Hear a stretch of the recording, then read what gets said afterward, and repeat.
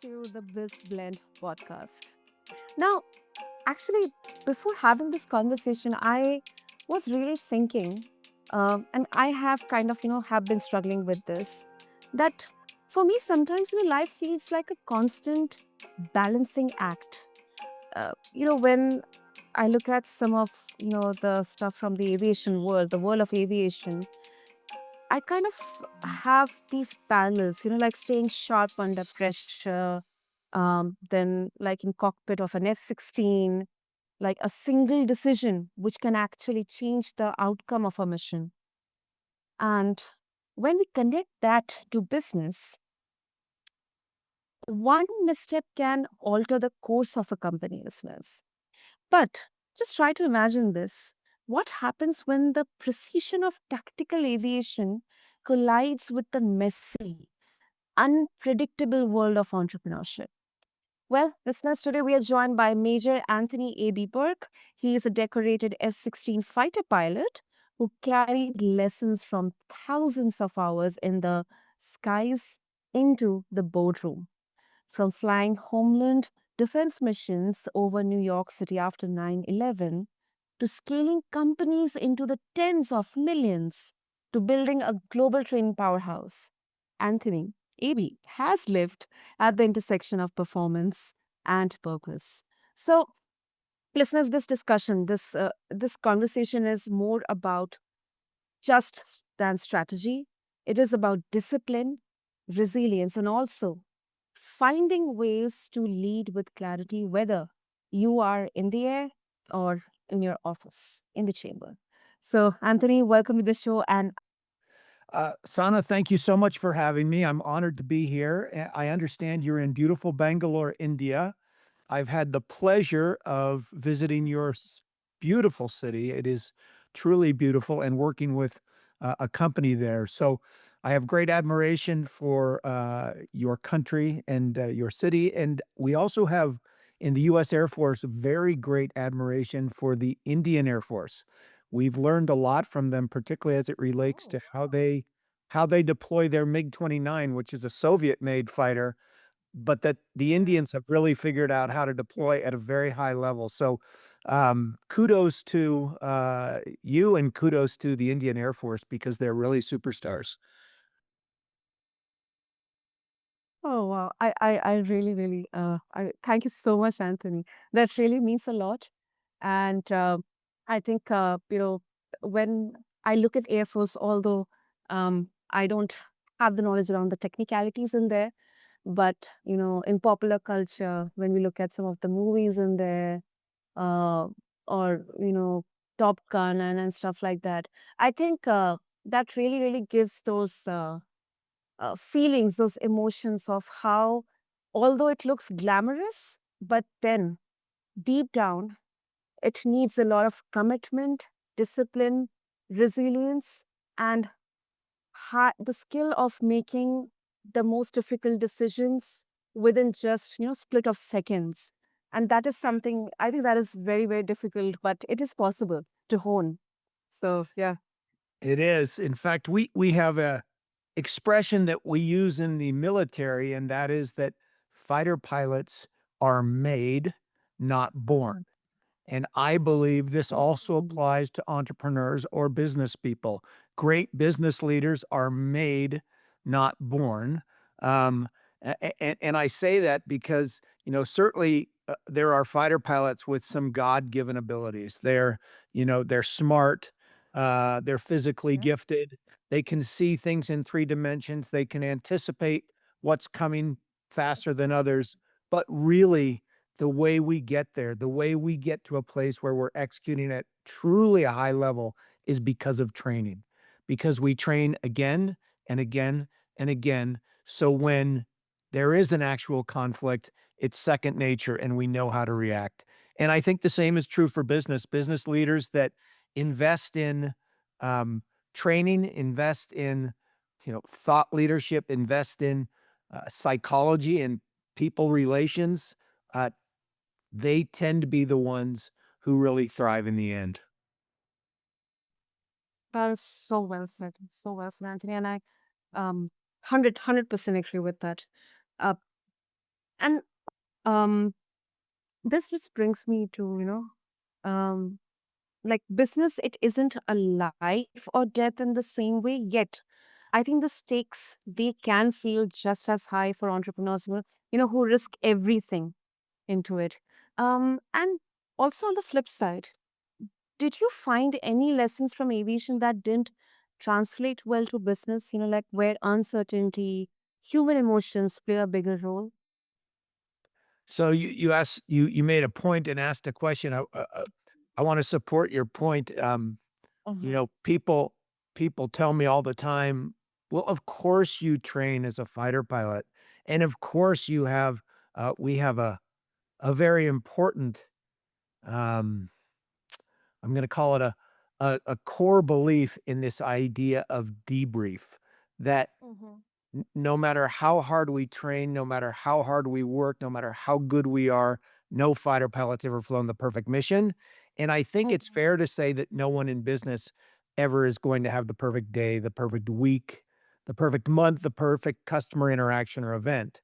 And that's why when fighter pilots are done executing our missions, we always call timeout and hold a debrief so we can learn from both the mistakes and the victories of today's mission, and we can continue to improve as individuals, certainly as a team, and maybe even more importantly, so that as leaders, we can call time out from time to time. Not all the time, but at the Yeah. appropriate time uh, close the door, take our name tags off our chest, take our rank off our shoulders, create a safe environment, and get our people, get our customers to give us the honest, real time feedback we need to keep us ahead of the threat, certainly ahead of the competition, and Mhm. ahead of the inevitable change that will continue to come our way. And, you know, you mentioned to me that, well, of course you do this because your life depends on, acting in the right way, executing at a high level, making good decisions. We say, yes, we bet our lives on the decisions and actions we make, and we debrief to make sure we get better every day. It's my personal belief that business leaders bet their way of life on the decisions and actions that they make every day. And I can tell you, I mean, I think we've all been around long enough to recognize that, you know, businesses go away, divisions get closed, people have to sell their house, people have to pull their kids out of school, people have to move to somewhere else. If they continue to repeat, mistakes or fail, I think a better way to say it is fail to improve, to commit to this culture of continuous improvement. So, I think, that was your first point. You asked a second question, and I'm not sure I completely understood it. Yeah. So, uh, I'm just curious to know, Anthony, like, are there any lessons that you found, like, from aviation that, may not have a direct correlation, or they may not make a parallel, in the business world? Are there parts of business that don't have a direct correlation to tactical aviation? Yeah, like a parallel in terms of, having parallel or didn't translate well to tactical aviation. Good question. I Mhm. think a couple things that don't translate, as well is, first of all, the US military, and I think this applies to militaries around the world, don't have a particular profit motive. Um, we Mm. invest the time and money that it takes to make our people the best at what we do. And so we're not thinking in the same way about the bottom line as many companies. I think that's number one. Um, Okay.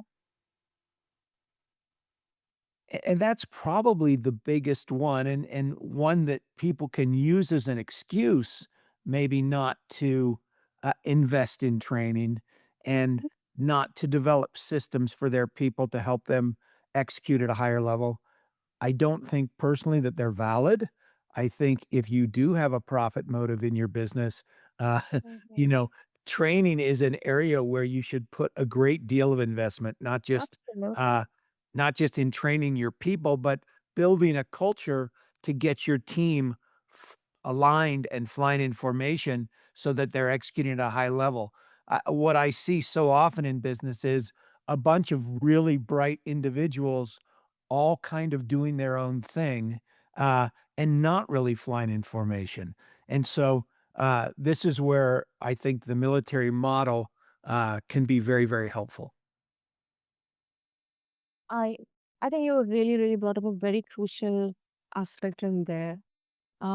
Because once again, if you circle back to the kind of quote that you mentioned, that fighter pilots are made, they are not born, and I think entrepreneurs as well. So I think someone who has the brightest of the mind, or they may have some God gifted skills in there. But I think if the attitude, the kind of, the skills in a holistic way which are required, the character in there is not in the right place, I don't think so there's much value in leveraging the mind or the skills, the God gifted skills in there, in that particular person. And I think to this, if I can connect, training is something that can actually help in building that character at an individual level, and then also laying the foundation of the most fundamental, aspect of any business, whether it's a startup or it's a small or medium or big enterprise, the culture in there. I think that kind of becomes a unique identity of, any organization. Yeah, I agree. Sana, one other point I might make is Hmm. we have, a certain esprit de corps, uh, in the military, I think largely because the military is very mission driven. Hmm. Everybody knows who the enemy is or what the threat is, and Exactly. they know what their job is to overcome that threat. And in Hmm. business, I find that sometimes, leaders don't do a very good job of identifying the threat, of identifying a mission that the company can all rally behind. Or it's so often we see companies with, very flowery mission statements, um, Yeah. but but no one really pays much attention to them. No one really knows what they are. And this isn't all companies, but many that I've worked with. And so to the extent that business leaders can, you know, clearly state the mission so that the business isn't just profit driven, but it's purpose Mhm. driven. Yeah. I think your people will run through walls if they know what their purpose is, if they know what their mission is, and they can all rally around the same mission. Absolutely. Absolutely. That's another brilliant point in there. I think this clearly um it clearly gives that essence of how the vision and the mission can be livable. You're living it, you're breathing it. That is something, before taking any decision, that is you are very clear, okay, this is exactly my mission, these are the values, and based on that, let's do the, let's go backwards and try to understand the problem, and then let's decide what to do here. And I would also go back to, you mentioned something about feedback culture. And you also kind of connected with the debriefing after a mission, which is actually, as you said, cornerstone of aviation culture.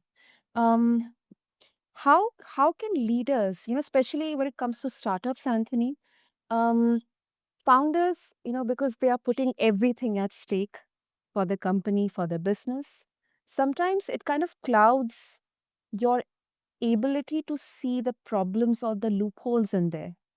And then it also blocks the acceptance, the willingness of accepting feedbacks, coming from your customers or maybe from your employees who are at the front line interacting with the customers. So how can leaders build that feedback culture without feeling it like blame or looking like a threat?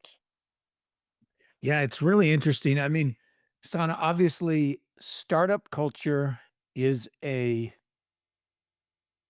unique part of the business world. And, I think many great startup leaders Um, they've got a company that's kind of throwing stuff at the wall and seeing what sticks. Mm, we know what we want to do. We're not exactly sure how to get there. Let's try stuff, try stuff, try stuff. This idea of let's fail faster, um, but let's keep moving forward. And sometimes those cultures are very loose, they're very fast. Uh, and I think that's all wonderful and really essential to running an effective startup. At the same time, we can fail faster if we will develop some sort of, and I'm going to use the word formalized feedback culture, some sort, I call it a feedback loop of regular briefing and debriefing, where a leader on a regular basis briefs the team uh, on what the objectives are, what the mm, threats are, what assets we have to overcome those threats, and then assigns people roles and responsibility to overcome those threats, uh, and accomplish their objectives. Uh, and then finally, maybe once a week talks about possible contingencies. We've got a plan. We're moving forward. We know some things might not go right. Let's talk about those so that when they happen, if they happen, we can react to them and be effective and keep moving forward.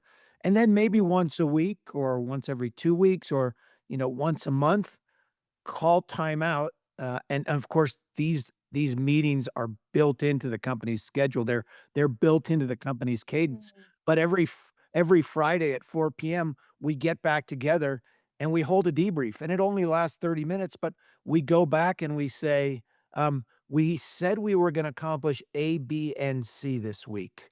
How are we doing? Are we winning? Are we losing? Are we neutral? What are we learning? What are we gonna do better or differently next week so we can continue to drive towards our end goal?" This culture can be very helpful to a fast-moving startup company. Hmm, absolutely. Anthony, you also, this is something that, in your journey, like after the military, you rapidly became one of the top mortgage bankers in the Western US, which I don't know about, anyone else, but I think it's one of another highly stressful jobs or roles out in there. And it's not a small leap. Um, what mindset shifts were most critical in making that transition for you? Well, this is it's a first of all, a great question, and, Ah, I'm gonna okay. explain something particularly to those of your listeners who are not, in the United States. In the United States Air Force, Navy, Marine Corps, and Army, um, you can be a part-time fighter pilot. We call it a reserve fighter pilot.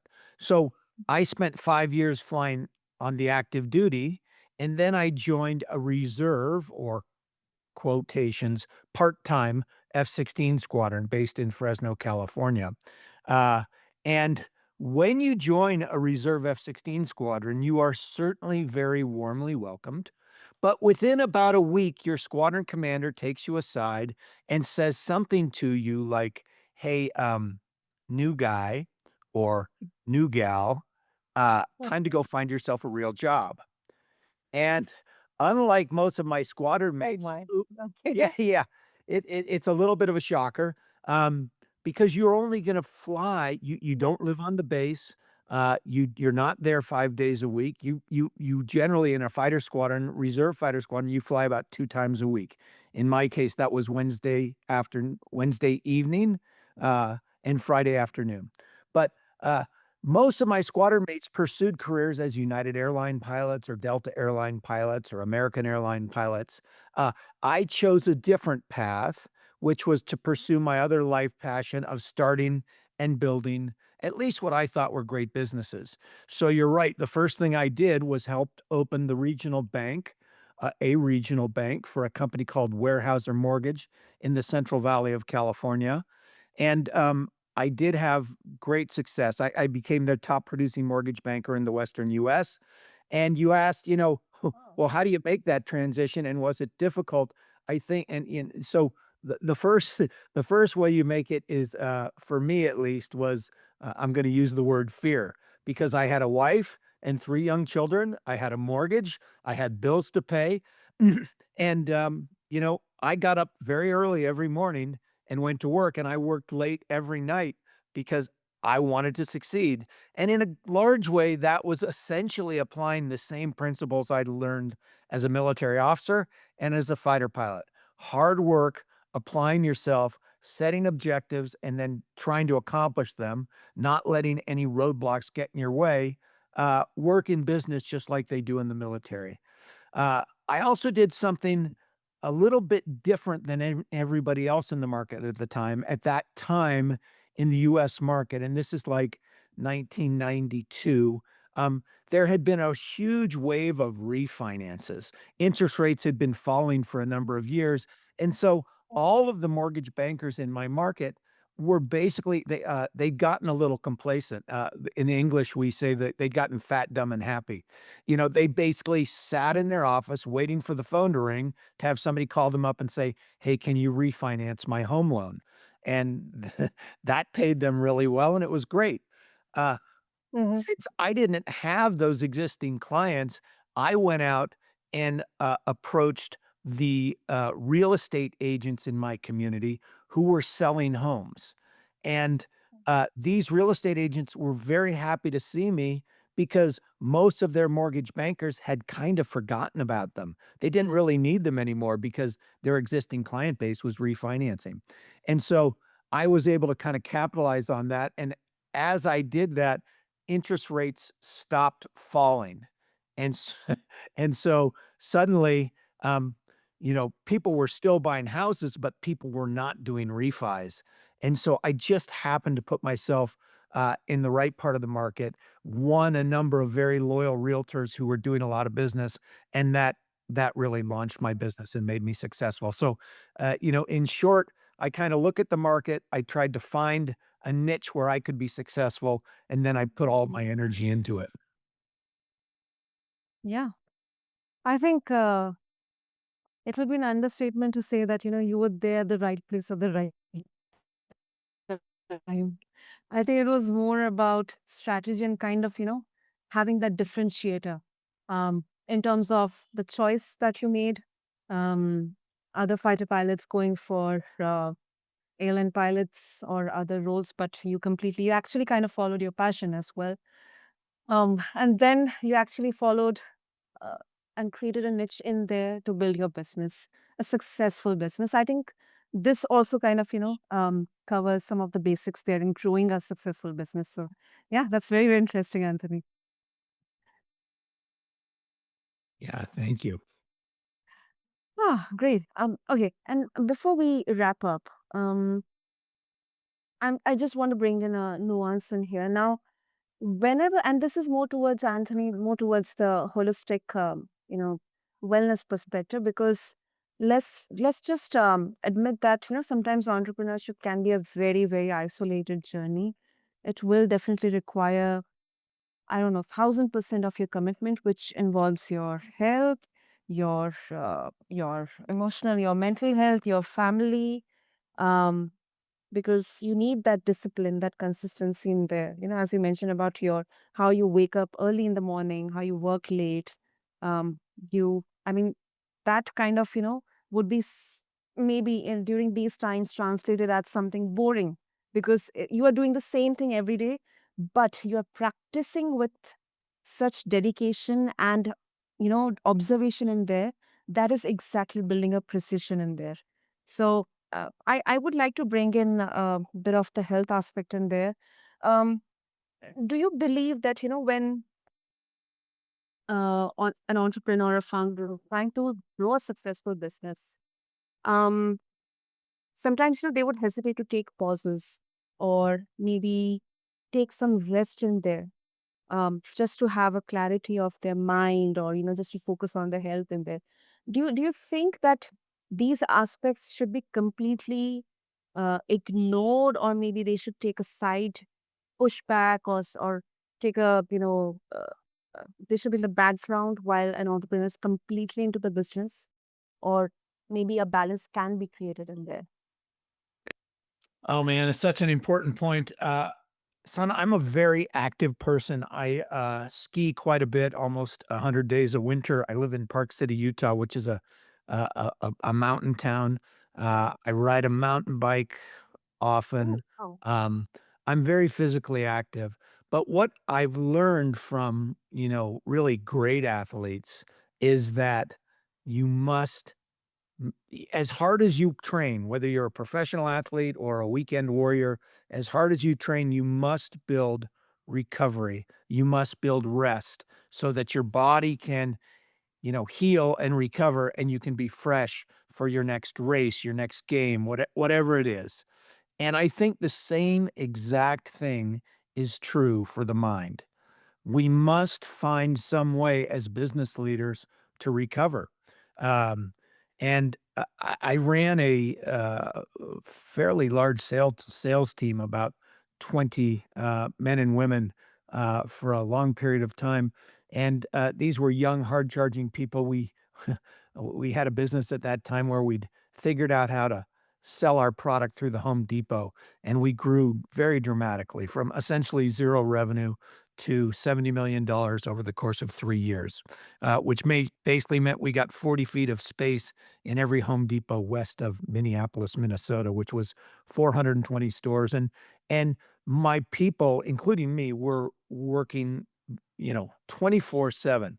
And I remember telling, them that as important as it was to work hard, I mandated that every Sunday they shut down, that they didn't look at their computers, uh, that they didn't look at their phones, that they spent time with their friends or their family and recharged their battery, both mentally and physically.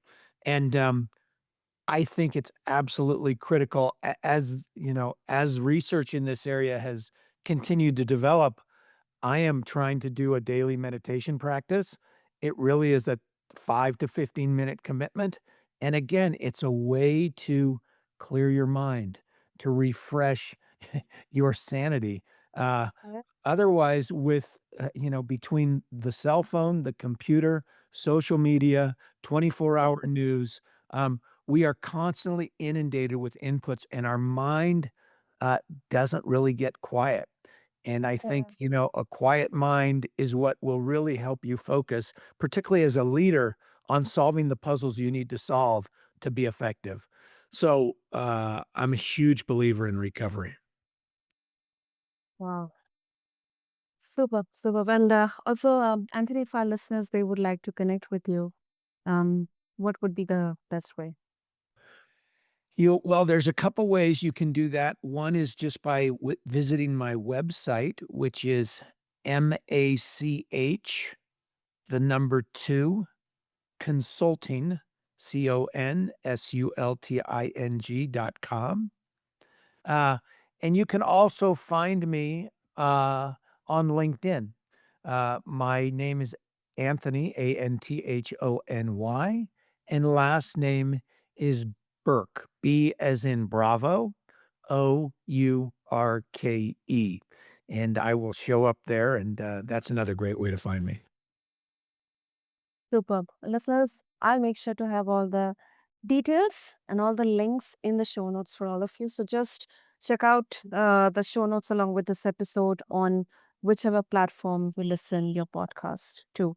And Anthony, thank you. Thank you so much because you have really gave us you have really given us a new lens to see leadership through. I think one that brilliantly blends discipline, of course, with adaptability, precision, and then purpose, and then also bring in the important aspect of looking at your holistic health. So, thank you. Thank you so much. It was a pleasure, Sana. I hope I make it back to Bangalore and can meet you in person one day. Absolutely, absolutely, absolutely. I'm really looking forward to that. And to all the listeners, thank you so much for tuning in to this episode of BizBlend. May you carry a little of that fighter pilot mindset into your own ventures because sometimes the best way to grow business, let me articulate it, is to fly like a mission with heart, with clarity, and of course, with boldness. So, with that, This is your host, Sana, signing off. Thank you.